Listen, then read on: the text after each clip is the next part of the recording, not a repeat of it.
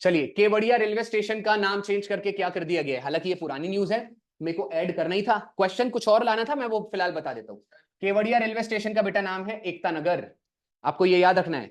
और महाराज अग्रसेर याद रखना, हरियाणा के एयरपोर्ट का नाम चेंज हुआ है, पुराना नाम था, अब ये नया नाम है महाराज अग्रसेर, पुराना नाम क्या था,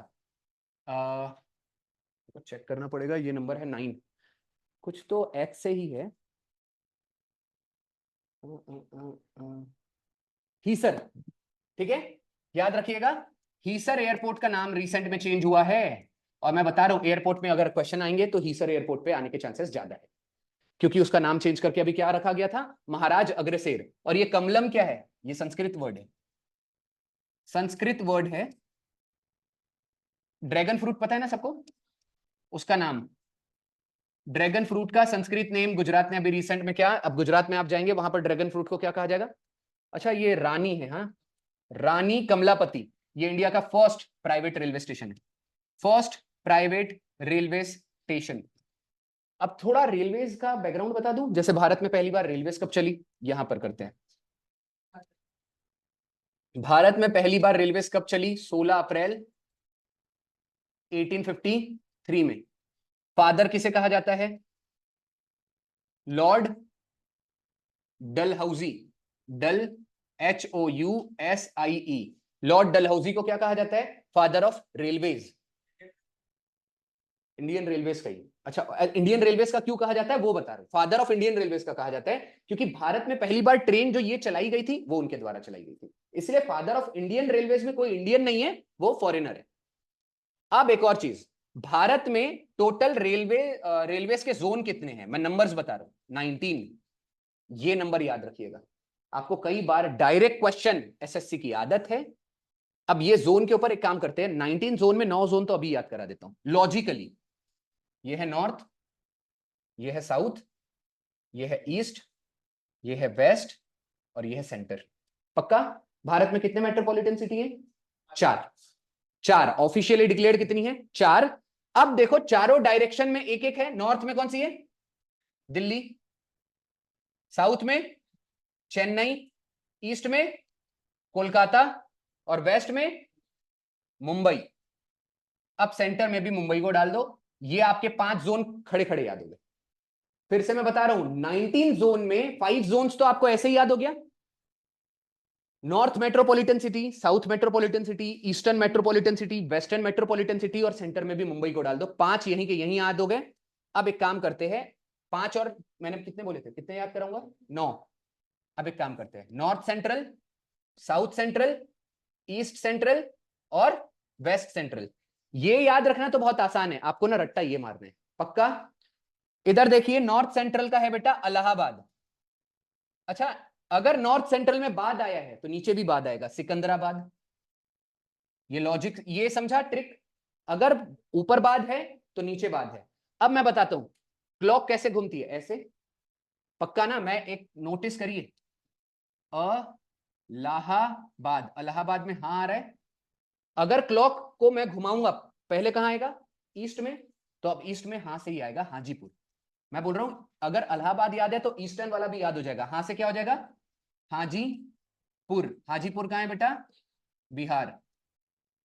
अच्छा एक और चीज, अगर नॉर्थ में बाद था इलाहाबाद तो साउथ में बाद था सिकंदराबाद, अगर यहां पर हाजीपुर में पूर आया मतलब इधर भी पूर आएगा, जबलपुर, जबलपुर, और जबलपुर कहां है, मध्य प्रदेश। और रिसेंट में क्वेश्चन पूछा गया था, हाँ जबलपुर किस नदी के किनारे में है, नर्मदा, ये वाला फैक्ट लिख लो, नर्मदा, ये भूलिएगा मत, नर्मदा नदी के किनारे पर कौन सा सिटी है, जबलपुर। और रानी कमलापति को जब प्राइवेट रेलवे स्टेशन डिक्लेयर किया गया था, उसका नाम तब रानी कमलापति नहीं था, वैसे वो पूछेगा नहीं, वो छोड़ दो, ठीक है।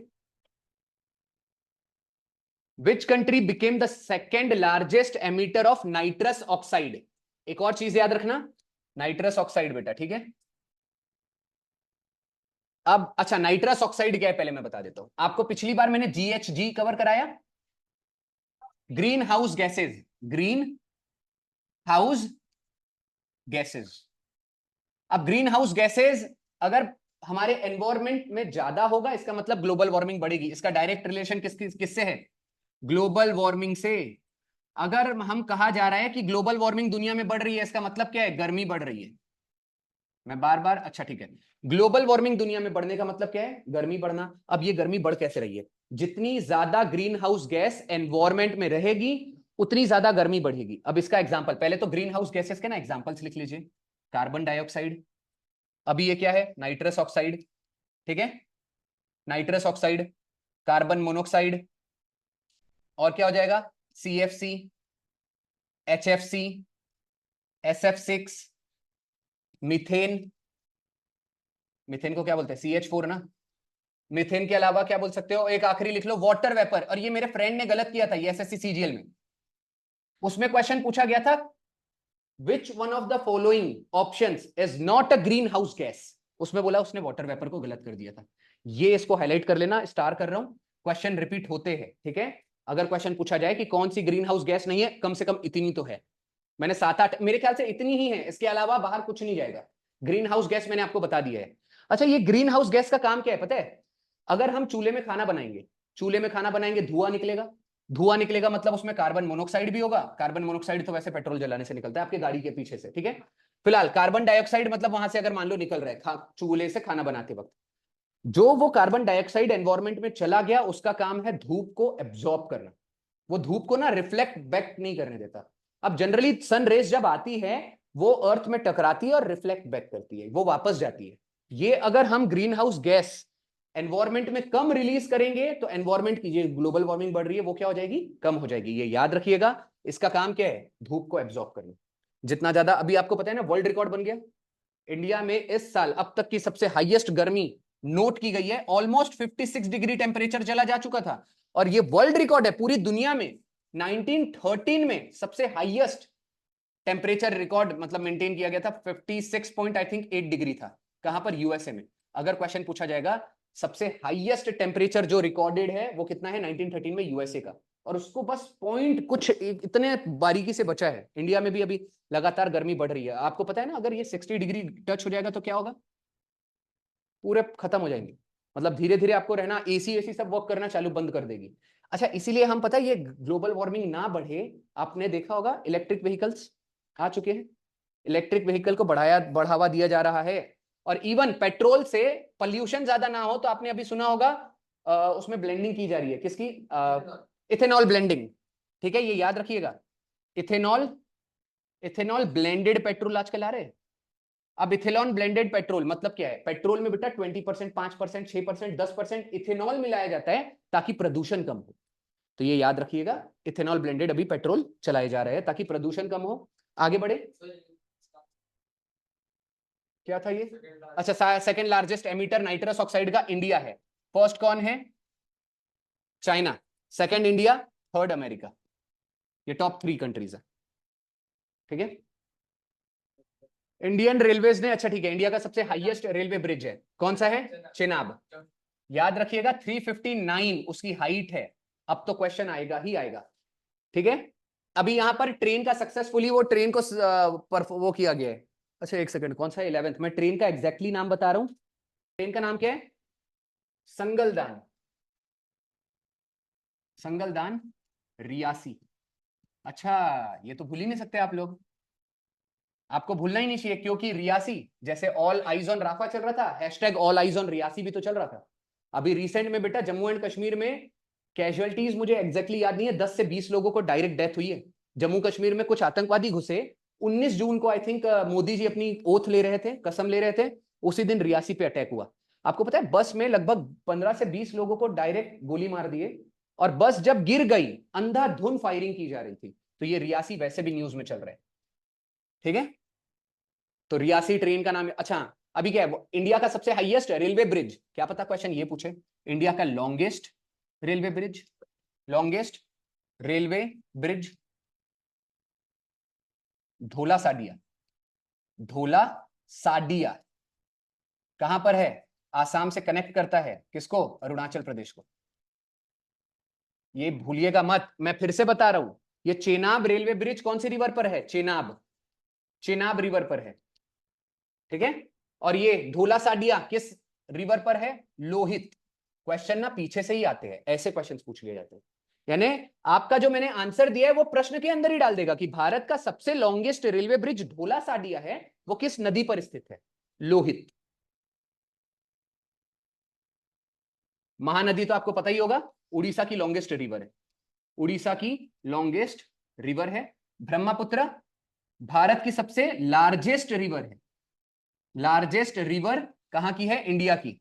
और गंगा क्या है? Longest river. आप ना इसमें कंफ्यूजन, आपको कंफ्यूज बिल्कुल नहीं होना चाहिए। भारत की लॉन्गेस्ट रिवर है गंगा, लार्जेस्ट रिवर है ब्रह्मपुत्र, और गंगा का लेंथ क्या है? 25 ये लेंथ है। Binsar wild life sanctuary, recent में यहां पे भी आग लग गई, और वो भी उत्तराखंड के अंदर ही। मैं इसलिए बोल रहा हूं, उत्तराखंड बार बार बोल रहा है मुझे याद करो, मुझे याद करो और मुझे याद करो। एक काम करो, जब भी सीएम नहीं बताया था अभी बता देता हूं। यहाँ के सीएम का नाम है पुष्कर सिंह धामी, पुष्कर सिंह धामी। और यहाँ का ये है सीएम, और यहाँ का गवर्नर याद कर लीजिए, लेफ्टिनेंट जनरल, मतलब ये आर्मी, रिटायर्ड आर्मी पर्सन है, गुरमीत सिंह। गुरमीत, आपको पता है अंधाधुन, मैं नहीं बोलता अंधाधुन सीएम और गवर्नर याद करो, लेकिन अगर कहीं चेंज हो रहा है ये गवर्नर, ये आपके लिए इंपॉर्टेंट है। क्वेश्चन ऐसे बनते हैं, किसी गवर्नर का अगर वो पूछ रहा है मतलब वो चेंज वाले का ही पूछेगा। अब मैं 28 के 28 सीएम गवर्नर याद नहीं कराने वाला। रिसेंट में 5 7 8 10 राज्य जो होंगे जहां चेंज होंगे, करंट अफेयर में मैं बताते जाऊंगा। फिलहाल अब क्वेश्चन क्या पूछा है? बिनसार वाइल्ड लाइफ सेंचुरी, आपको बस इतना लिखना है, Binsar wild life sanctuary. Question क्या पूछेगा? किस राज्य में स्थित है? आंसर है उत्तराखंड। अभी हमने अब, और हाँ, उसको वहां पर आग लगाई गई थी, किस हेलीकॉप्टर से बुझाया गया? मुंबई इंडियन 17, MI-17 याद रखिएगा, ठीक है? MI-17 ये हेलीकॉप्टर का नाम है, ठीक है? हेलीकॉप्टर है ये। चीता हेलीकॉप्टर, अच्छा चीता हेलीकॉप्टर, वाह। गुंजन सक्सेना कौन सा हेलीकॉप्टर का यूज की थी कारगिल युद्ध में? चीता, ठीक है, ये 1999 है, कारगिल युद्ध, Kargil war, the battle of Kargil. और अपाचे, याद रखना, अपाचे भारत का हेलीकॉप्टर का नाम है। क्वेश्चन पूछा जाता है किस देश से लिए? अमेरिका। कौन सी कंपनी बना रही है? बोइंग। इतने फैक्ट्स आपको याद रखने, ठीक है? और ये जो चेतक है ये तो भारत ने खुद बनाया है अपना हेलीकॉप्टर। चेतक क्या है? हाँ, आपको पता है ना, ऐसे क्वेश्चंस भी होते हैं। चेतक क्या है? हेलीकॉप्टर है, जेट है, टैंक है, या सबमरीन है? याद रखना, चेतक एक हेलीकॉप्टर है जिसको किसने बनाया है? हाल ने, हिंदुस्तान एरोनॉटिक्स लिमिटेड। किसने बनाया है? हाल ने, हिंदुस्तान एरोनॉटिक्स लिमिटेड। इंडिया की पहली सिटी, सिटी ऑफ लिटरेचर, या भारत की पहली लिटरेचर सिटी किसे डिक्लेयर किया गया है? कोझिकोडे। ये याद रखिएगा, ग्वालियर को फर्स्ट भारत की म्यूजिकल सिटी है ये। द लाइन क्या है? ये वर्ल्ड की फर्स्ट वर्टिकल सिटी है, पिछली बार ही बताया था। और कहां पर बनाई गई है? सऊदी अरब में। एक बार इसका फोटो जाके देखिएगा। वर्टिकल सिटी मतलब एक बिल्डिंग खड़ी, पूरी सिटी ऐसे स्ट्रेट बना दिया गया है। और चेन्नई को क्या कहा जाता है? Health capital of India, health capital of India. अच्छा, एक और चीज याद रखिएगा, चेन्नई को क्या कहा जाता है? बैंकिंग कैपिटल ऑफ इंडिया भी कहा जाता है, बैंकिंग कैपिटल ऑफ इंडिया। क्या फोर्थ, क्या कौन सा सिटी? अच्छा, क्राफ्ट सिटी। मेरे को रिसेंट में वहां पर क्राफ्ट, इंटरनेशनल क्राफ्ट की समिट रखी गई थी, ऐसे कुछ था, हाँ। क्राफ्ट सिटी, ओके, ये याद रखिएगा। अच्छा हाँ, ये जो म्यूजिकल सिटी है ना, इसको किसने डिक्लेयर किया? यूनेस्को ने, यूनेस्को ने इसे डिक्लेयर किया गया है, ठीक है? और ये लिटरेचर यानी सिटी ऑफ लिटरेचर जो कोझिकोडे को डिक्लेयर किया गया, वो भी यूनेस्को ने ही डिक्लेयर किया है, आप ये भूलिएगा मत। यूनेस्को क्या एक ऑर्गेनाइजेशन है। अच्छा हाँ, ये याद रखना, सिटी ऑफ लिटरेचर, लॉजिक बताओ कैसे याद रहेगा? लिटरेचर मतलब क्या? पढ़े लिखे लोग। लिटरेचर मतलब related to the books. Books सबसे ज्यादा कौन पढ़ेंगे? पढ़े लिखे लोग। और पढ़े लिखे लोग मतलब केरला, भारत का सबसे पढ़ा लिखा राज्य है। अगर केरला तक पहुंच गए हो तो के से केरला, के से कोझिकोडे। लॉजिक लगाइएगा कि भारत की पहली literature city. I have the streets book किसने लिखा है? आर अश्विन ने। अब थोड़े बहुत बुक्स क्रिकेटर्स की ही लाया हूं, 281 एंड बियॉन्ड, एंड बियॉन्ड, ये वीवीएस लक्ष्मण की बुक का नाम है, ठीक है? सचिन तेंदुलकर का playing it my way, playing it my way. Question पता है क्या पूछा गया था? Playing it my way is an autobiography which is written by, Sachin Tendulkar का नाम ही नहीं था। तो अब ऑटोबायोग्राफी है मतलब सचिन तेंदुलकर ने तो लिखा है, मतलब उसका था को ऑथर कौन था? मिस्टर मजूमदार, मिस्टर मजूमदार, ठीक है? आर अश्विन मैंने बता दिया, सचिन तेंदुलकर मैंने बता दिया, वीवीएस रखा, हाँ, इनकी बुक का नाम है गेम चेंजर, गेम चेंजर। अच्छा, रिसेंट में जिमी एंडरसन ने रिटायरमेंट ले लिया। क्वेश्चन स्पेशली एसएससी वालों का, क्रिकेट फेवरेट है, क्वेश्चन इस बार देखो, अगर उसने रिटायरमेंट लिया है तो उसका क्वेश्चन पूछा जाएगा, उसका निकनेम क्या है? Burnley, Burnley express. कौन सा एक्सप्रेस? बस ये क्रिकेट न्यूज में चल रहा है, बाकी लगातार मैं ऐसे बता दूंगा। इंडिया वर्ल्ड कप जीत गई है, उसके तो मैं अलग से सेशन करा दूंगा। और याद रखना ये किसका निकनेम है? Jimmy Anderson, Jimmy Anderson. वैसे पता है आपको कॉमन क्वेश्चन क्या पूछा जाता है? जिम्मी एंडरसन, इन्होंने रिसेंट में रिटायरमेंट लिया, किस कंट्री के लिए खेलते थे? England, England. और याद रखना, आपको पता है इसने जिम्मी एंडरसन ने टेस्ट मैचेस से संन्यास लिया है। कितने विकेट लिया? 700, बरोबर 700 विकेट लिया और संन्यास ले लिया। क्वेश्चन क्या पता ये पूछ ले कि total highest wicket taker 800, Muttiah Muralitharan. Test matches में सबसे हाईएस्ट विकेट टेकर कौन है? मुथैया मुरलीधरन, 800। और ये थर्ड हाईएस्ट विकेट टेकर है, मतलब बीच का कौन है? सेकंड। कौन हो जाएगा? Shane Warne, Shane Warne 708। ठीक है।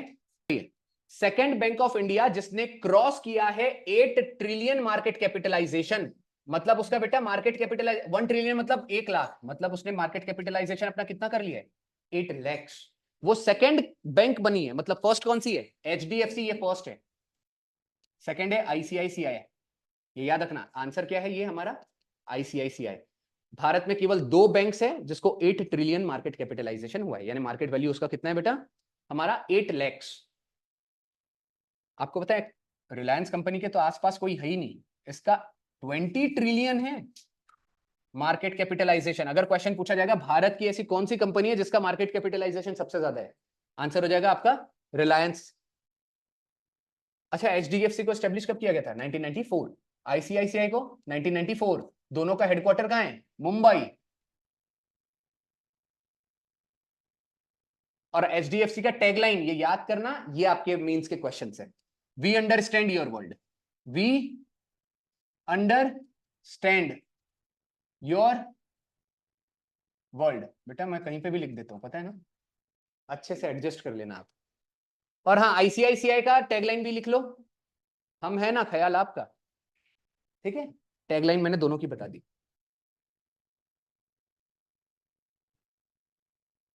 लेकिन लाइन जमी नहीं ना, हम है ना ख्याल आपका, चेंज करना चाहिए।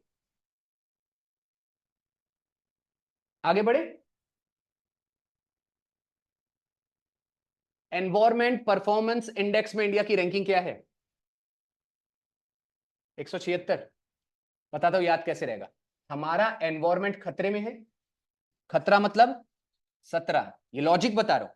स्टार्टिंग के 2 डिजिट क्या है मतलब खतरा, हमारा एनवायरमेंट खतरे में है, खतरा मतलब 17। अब ये 6 कैसे याद आएगा? एनवायरमेंट डे कब मनाया जाता है? 5 जून को। अब जून कौन से महीना है? जून मतलब कौन से नंबर का महीना है? 6। ये तो यही याद हो जाएगा। एनवायरमेंट परफॉर्मेंस इंडेक्स में हमारी रैंकिंग क्या है? अच्छा याद रखना, एनवायरमेंट, अच्छा लगातार ग्लोबल वार्मिंग बढ़ रही है, मतलब क्लाइमेट चेंज हो रहा है। Climate climate change performance index में इंडिया की रैंकिंग क्या है? 133। क्लाइमेट चेंज परफॉर्मेंस इंडेक्स में इंडिया की रैंकिंग क्या है? 133। अब ये भी याद मैं, अच्छा मैं हमेशा बोलता हूं क्वेश्चन के अंदर ही आंसर ढूंढ लेना चाहिए। अब क्लाइमेट चेंज परफॉर्मेंस इंडेक्स कैसे याद रहेगा? क्लाइमेट में सी आ रहा है, सी कौन सा नंबर का लेटर है? 3। चेंज में सी आ रहा है, कौन सा नंबर का लेटर है? 3। अब 33 नहीं, इंडिया की रैंकिंग हमेशा 100 के ऊपर ही रहती है, मतलब इसके पहले 1 लगा दो। 133। 159 में क्या है बेटा? Press index. हमारा भारत का प्रेस इंडेक्स में रैंकिंग क्या है? पिछले साल 2023 में 161 था, इस बार हमने थोड़ा इंप्रूव किया है, 159 हो चुका है। ठीक है, और 129 क्या है? Gender gap index. और एक और चीज मैंने बोला ना, एक कुछ मेरा एक फ्रेंड है वो बैंकिंग की प्रिपरेशन कर रहा था, मैंने उसी से फिलहाल शॉर्टकट मारा, मेरा शेड्यूल बहुत टाइट चल रहा था, उसने मुझे रिकमेंड किया था इंडेक्स के ऊपर आपको अगले 40 में दिखेगा। आपको मैंने आज बोला था कुछ टिप्स दूंगा, 2 टिप हमेशा याद रखना। 40 मार्क्स में भर भर के क्वेश्चन आपके किससे आएंगे? स्कीम के ऊपर, इंडेक्स के ऊपर, और इकोनॉमी, जो भी न्यूज में चल रही है इकोनॉमिक्स से रिलेटेड। इकोनॉमिक्स में फैक्चुअल डेटा रट्टा मारने से आपको मार्क्स नहीं मिलेगा, बैंकिंग में न्यूज में जो भी चलेगा, जैसे ये वाला क्वेश्चन ही छूट जाएगा, जैसे मैंने पिछला वाला बताया पेनाल्टी, रिसेंट में 43 करोड़ पेनाल्टी किस बैंक पे, आपको वो राजकोट सहकारी बैंक, वो जो भी था आपको याद रखना पड़ेगा। इंडेक्स के ऊपर आपको ये नंबर्स याद रखने पड़ेंगे। स्किम के ऊपर, और स्किम के ऊपर उसने बोला इजी क्वेश्चंस कभी नहीं पूछे जाते। स्किम के ऊपर डेप्थ में क्वेश्चन पूछा जाता है उसके कंटेंट के ऊपर। कोई स्कीम चल रही है तो उसका कंटेंट क्या था, किससे रिलेटेड है, किसने लॉन्च किया। ठीक है, आगे बढ़ू। जैसे देखो नेक्स्ट वाला क्वेश्चन आ गया, निजूत मोइना स्कीम, ये हाल ही में कौन सी स्टेट की गवर्नमेंट ने लॉन्च किया है, आसाम। आसाम को, और लॉन्च किसने किया है, आसाम के सीएम कौन है, हेमंत बिस्वा शर्मा। ये शर्मा नहीं है, शर्मा है, बस आपको ये याद रखना है। लॉन्च किसने किया, इसने। स्कीम, स्कीम का काम क्या था, to promote, to promote girls education. ठीक है, मेघालय में बेटा न्यूज में चल रहा था संप्रीति एक्सरसाइज, संप्रीति एक्सरसाइज हम किसके साथ करते हैं, बांग्लादेश के साथ। और संप्रीति एक्सरसाइज 2023 कहां पर रखा गया था, मेघालय। याद कैसे रहेगा वो बता रहा हूं, नाम में प्रीति है, प्रीति मतलब लड़की, नाम में मेघा है, मेघा मतलब लड़की। कहां रखा गया था, क्वेश्चन के अंदर ही आंसर है। ठीक है, संप्रीति। और आपने वो कबीर सिंह मूवी देखी है, उसमें कौन थी, प्रीति। अब बस याद कर लो वो प्रीति कहां से थी, बांग्लादेश से थी, ये याद कर लेना है। ठीक है, और बांग्लादेश में इस बार क्या रखा गया था, T20 वर्ल्ड कप। ठीक है, हाँ वुमेन्स वर्ल्ड कप रखा जाएगा, मतलब नवंबर में। आगे बढ़े, Sawarpada express is the nickname of Kavita Raut. Sawarpada express किसका निकनेम है बेटा, कविता राउत। हालांकि ये ना मैं बता रहा हूं, मेरी आदत है, मैंने बार बार बोला है कि कई बार मैं पेपर सॉल्व करता हूं, मैं कुछ क्वेश्चन सॉल्व कर रहा था, सावरपाडा एक्सप्रेस उसमें आ गया था, और इस समय तक मुझे नहीं पता था, तो मैंने जस्ट बोल दिया क्वेश्चन कई बार रिपीट करते हैं। फिर सावरपाडा, ये हालांकि आपका स्टैटिक जीके का पोर्शन हो जाएगा। सावरपाडा एक्सप्रेस हालांकि ये पता है बहुत पुरानी, ये महाराष्ट्र से है। महाराष्ट्र में कहां से है, नासिक से। और ये लॉन्ग डिस्टेंस रनिंग के लिए बहुत फेमस है, लॉन्ग डिस्टेंस रनिंग के लिए बहुत फेमस है। एक और चीज आपको याद रखना है, मिताली राज, लेडी तेंदुलकर इसे कहा जाता है, लेडी तेंदुलकर। रिटायरमेंट ले लिया इन्होंने। ठीक है, झुल्लन गोस्वामी, इन्होंने भी तो रिसेंट में रिटायरमेंट लिया है। इनका निकनेम है कोई तो, चगदा एक्सप्रेस इन्हें कहा जाता है, चगदा एक्सप्रेस। और याद रखना ये पहली महिला है जिसने 100 विकेट्स ली थी, 100 विकेट्स लेने वाली भारत की पहली महिला, चगदा एक्सप्रेस। हिमा दास का निकनेम क्या हो जाएगा बेटा, पयोली एक्स, नहीं हिमा दास को तो नहीं, वो तो उसको बोलते हैं गोल्डन गर्ल, आई थिंक उसको बोलते हैं ना, इंडिया की फर्स्ट एशियन में जिसने गोल्ड मारा था। हिमा दास को समथिंग एक्सप्रेस बोलते हैं, चलो अगली बार देख लेंगे, फिलहाल ये हो गया। भारत की फर्स्ट फीमेल जिसने 100 विकेट्स लिया, झुल्लन गोस्वामी। इसके ऊपर मूवी बन रही है, मूवी का नाम ही है चकदा एक्सप्रेस। एक्ट्रेस कौन है, अनुष्का शर्मा।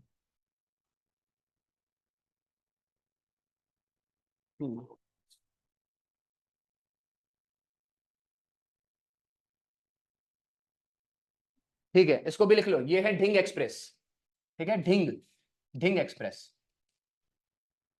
चलो आगे बढ़ते हैं। इंडिया में IORA cruise tourism conference, IORA tourism conference, ठीक है बेटा, कहां पर रखा गया है, दिल्ली में। इंडियन ओशियन, इसका फुल फॉर्म क्या है, Indian Ocean rim association, rim association. बेटा इसमें आई थिंक 23 या 33 मेंबर्स है, मेरे को लेट मी चेक इट, हाँ 23 मेंबर्स है। हेडक्वार्टर है मॉरिशियस में। कितने मेंबर्स है, 23 मेंबर्स है। और हेडक्वार्टर कहां हो जाएगा, मॉरिशियस। हाँ, इंडियन ओशियन रिम एसोसिएशन। इसकी अभी मीटिंग कहां रखी गई है, दिल्ली में। अब जितनी भी इस साल समिट हुई है वो बता देता हूं। G7 इस साल समिट कहां हुआ, इटली। G20 इस साल समिट कहां हुआ, ब्राजील। अच्छा ये याद रखिएगा, 2025 आपको अपकमिंग पे भी क्वेश्चन आ जाता है। ब्राजील का 2025 में कहां होने वाला है, G20 का समिट, साउथ अफ्रीका, ये पहले ही बता दिया हूं मैंने। और इस साल का ब्रिक्स का समिट कहां हुआ, ब्रिक्स इस साल ब्राजील में होने वाला था, लेकिन ब्राजील ने G20 होस्ट किया, इसलिए उसने ब्रिक्स नहीं किया, इसलिए रशिया। और आपको तो ये पता ही होगा, कि ब्रिक्स में अगर इस साल रशिया ने किया है, अगले साल इंडिया करेगा, फिर चाइना करेगा, फिर साउथ अफ्रीका करेगा। ब्रिक्स के 4 न्यू मेंबर्स, अब ब्रिक्स के पहले 5 मेंबर्स थे, अब कितने मेंबर हो गए? 9। ऐसे क्वेश्चंस पूछे जाते हैं, मतलब 4 नए मेंबर जुड़ गए हैं। ठीक है, उसमें एक हो जाएगा यूएई, एक हो जाएगा सोमालिया, एक हो जाएगा सऊदी अरब, और एक आई थिंक अभी मैं मिस कर रहा हूं, ईरान। तो आपके ये पूरे के पूरे 4 न्यू मेंबर्स आपको याद रखने हैं।